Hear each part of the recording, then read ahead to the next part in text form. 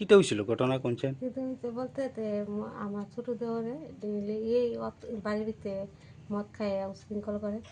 রবিবারে আইসে সকালে আর সন্ধ্যার সময় আইসিরা মদ খাইয়া তা আমার আরেকটা দেওর আছে এর লগে খুব ঝগড়া এর মারণের চেষ্টা চলছে, মারতে হয়ে গেছে। এরপরে যে আমার স্বামী গেছে গিয়া বাঁচাইতে গেছে, আমার স্বামীর মাথাতে আঘাত করছে। কে মারতো গেছে? আমার দেওরে নাম কি তার? জুটন রায়। আচ্ছা, তারপর? তারপর আমি মাথা বাড়ি দিছে, মাথা দিছে বা কানে তো প্রচুর রক্ত গেছে।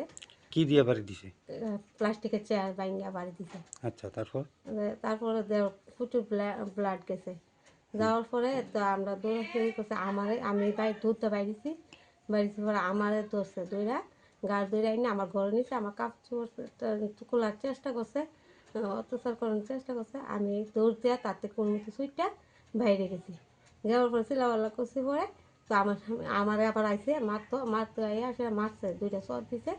এরপর আবার আমার স্বামী ধরছে, এই আমার লগে এই অত্যাচার করছে। আমি পুলিশে জানাইছিলেন নি? পুলিশ আনাইছি। তারপর টানা রাত্রে আইসে আয়া অ্যারেস্ট করে লয়ে গেছে কোন থানাতে জানাইছিলেন? আমতলী থানা।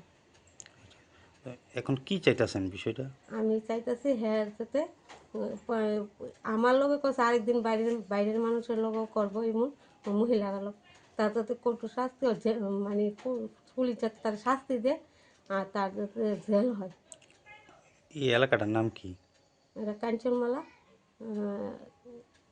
কি জানি কয় এটারে